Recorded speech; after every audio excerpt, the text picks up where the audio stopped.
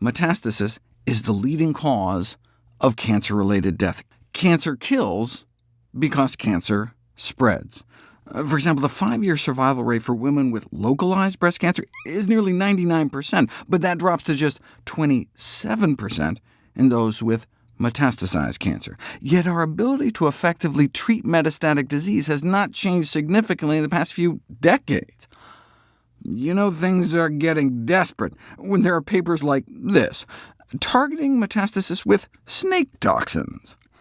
Now, we do have built-in defenses, natural killer cells that roam the body, killing off budding tumors. And I have videos on boosting natural killer cell activity, but as I explained in the last video, there's a fat receptor called CD36 that appears to be essential for cancer cells to spread. And these cancer cells respond to dietary fat intake, but not all fat. CD36 is upregulated by palmitic acid, as much as a 50-fold increase within 12 hours. Palmitic acid is a saturated fat found in junk food made from palm oil, but it's most concentrated in meat and dairy. This may explain why, if you look at dietary fat and breast cancer mortality, there was no difference in risk of breast cancer-specific death for women in the highest versus lowest category of total fat intake. But you're about 50% more likely to die of breast cancer if you eat a lot of saturated fat. The systematic review and meta-analysis conclude that saturated fat intake negatively impacts upon breast cancer survival.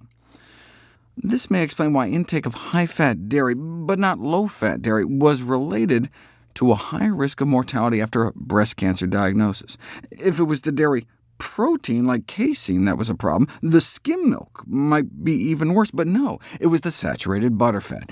Maybe because it triggered the CD36-induced cancer-spreading mechanism? Women who consumed 1 or more servings per day of high-fat dairy had about a 50% higher risk of dying from breast cancer.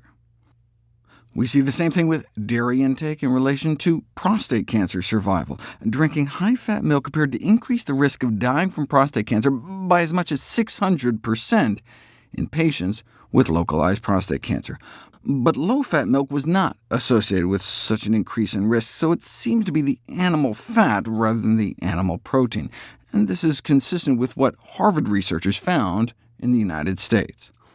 More evidence that the fat receptor CD36 is involved is that the risk of colorectal cancer from meat consumption increased from just doubling risk to octupling risk, multiplying the odds of getting cancer 8-fold for those who carry a specific type of CD36 gene. So, is it time to give breast cancer patients, for example, a prescription for a low-fat diet? A cancer diagnosis is a teachable moment, if there ever was one, to motivate people to make changes to their lifestyle. But provision of evidence-based guidelines is essential, and you don't know until you put it to the test. A randomized, prospective, multi-center clinical trial to test the effect of a dietary intervention designed to reduce fat intake in women with resected early-stage breast cancer, meaning the women had their breast cancer surgically removed and were praying it doesn't come back. The dietary intervention group dropped their fat intake from about 30% of calories down to 20% of calories, dropped saturated fat intake about 40%, and maintained that 40% lower intake after 1 year, 3 years, 5 years.